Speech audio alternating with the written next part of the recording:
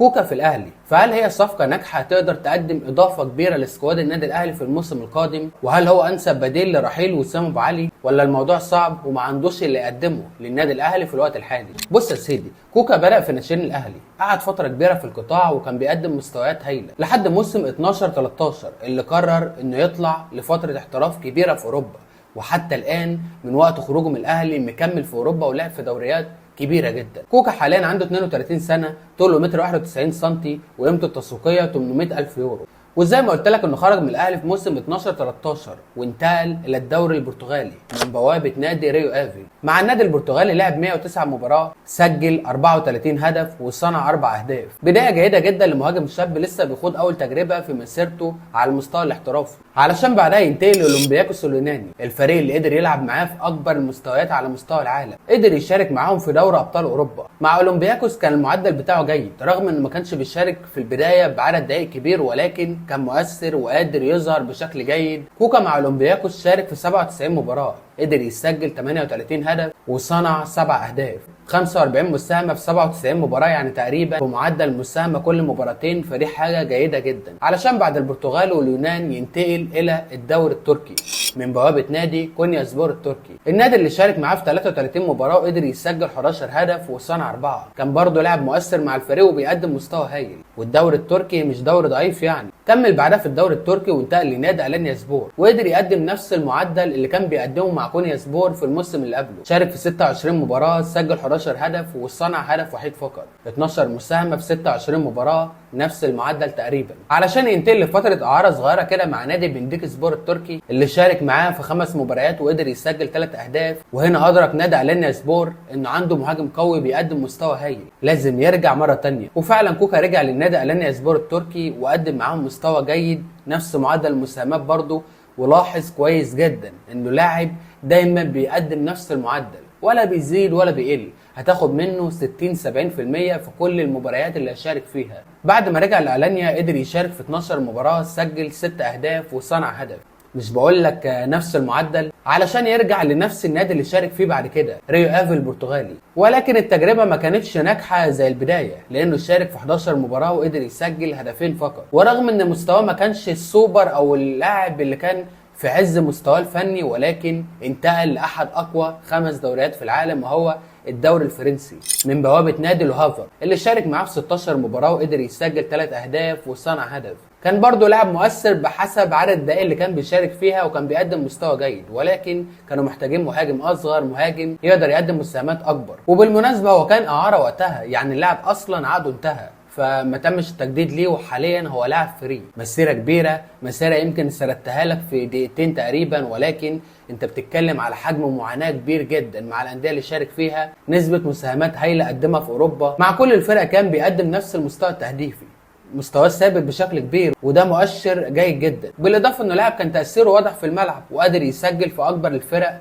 على مستوى اوروبا بشكل عام. في البرتغال سجل في بنفيكا وبورتو، في تركيا سجل في بشكتاش وفنار بخشة، يعني لاعب دايما موجود في المباريات الكبيره والقويه، ودايما حاضر بمساهماته التهديفيه، وانه قادر يقدم تاثير واضح في الملعب. كوكا سجل في اوروبا 131 هدف، وده رقم مش قليل علشان يكون تاني اكتر لاعب سجل اهداف في اوروبا بعد المو صلاح. فانت بتتكلم عن لاعب هو تاني افضل لاعب على مستوى المساهمات في تاريخ مصر في اوروبا. فالموضوع يعني مش مقتصر على مجرد مهاجم والسلام، لا، ده لاعب في حجم منافسه مختلف عن شريف جراديشار او حتى اسامه فيصل اللي البنك طلب فيه 70 مليون. بالاضافه انه شارك في الدوري البرتغالي والتركي واليوناني والفرنسي، دوريات مش ضعيفه تماما، دوريات قويه فيها لعيبه بتقدم مستويات كبيره، وانتقلوا لدوريات اكبر من كده بكتير، وقدروا يوصلوا لمكانه بعيده في اوروبا.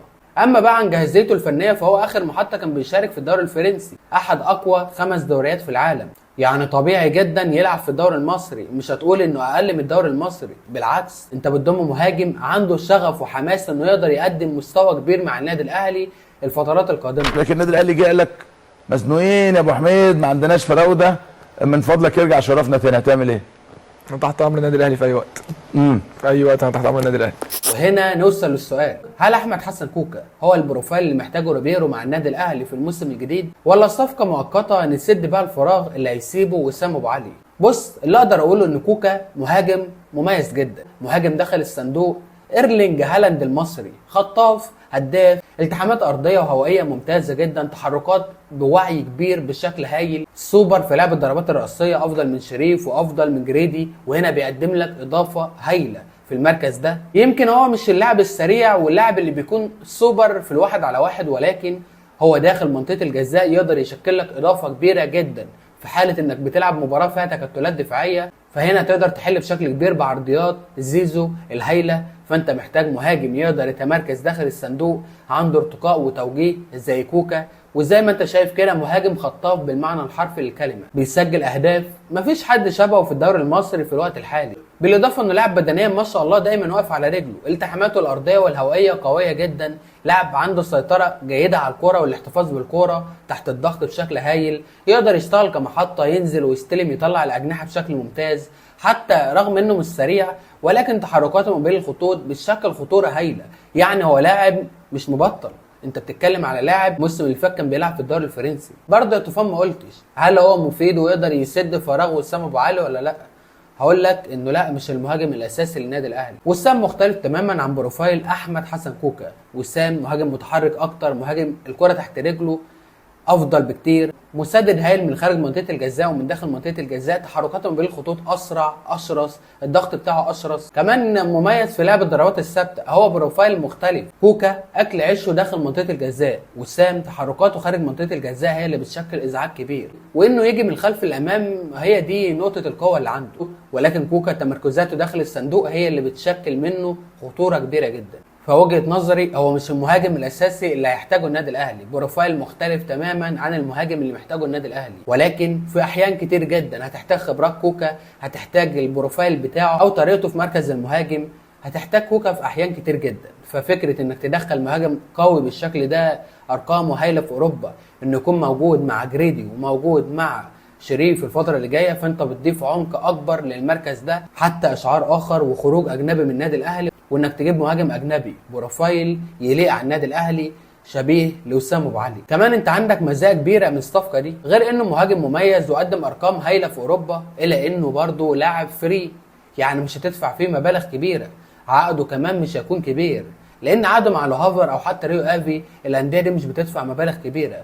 فكوكا بحد اقصى في النادي الاهلي ممكن ياخد 20 مليون جنيه مصري، وده رقم بالنسبه لمهاجم قدم مسيره كبيره جدا في اوروبا وجاي يختم مسيرته وعنده دوافع انه يكون موجود مع النادي الاهلي ويحقق بطولات والقاب، فده رقم جيد لحد كبير يعني. وانا بقول لك ان ممكن يكون حل مؤقت لحين اشعار اخر، تمضي معاه موسم وتشوفه هل هو قدم اضافه ولا لا، قدم اضافه يكمل كان بها مفيش مشكله، ما كانش فيه تاثير كبير فمفيش مشكله برضه يرحل، وتشوف مهاجم اجنبي يكون موجود في يناير القادم او حتى بعد نهايه الموسم لو كانوا الثلاث مهاجمين قادرين يقدموا مستوى هايل على مدار اول 6 شهور من بدايه الدوري ودوري ابطال افريقيا. وبس يا سيدي، لحد هنا انا خلصت كلامي. عاوزك تقول لي في الكومنتات تحت، هل احمد حسن كوكا لو انضم للنادي الاهلي هيقدر يقدم اضافه ولا انت شايف ايه؟ ولا بتشوف انه مهاجم طريقته لا تصلح للنادي الاهلي، وبتشوف انه لو انضم هيقدر يكون مهاجم اساسي، ولا طريقته ما ينفعش الاعتماد عليها بشكل كامل على مدار المباريات كلها او على مدار معظم مباريات الموسم؟ هستنى الكومنت بتاعك لانه يهمني جدا. واخيرا اتمنى توحد الله وتصلي على النبي واعمل لايك وسبسكرايب وفعل زر الجرس، واوعى تنسى تعمل لايك وفولو للصفحه الرسميه على فيسبوك اللي اسمها طوفان اهلاوي او اللي اسمها سكاوت اي كيو. بنتكلم كتير جدا في الكوره هناك، وبنتكلم عن مواهب وارقام واحصائيات وحاجات كتير ممتعه. نتقابل بخير، سلام.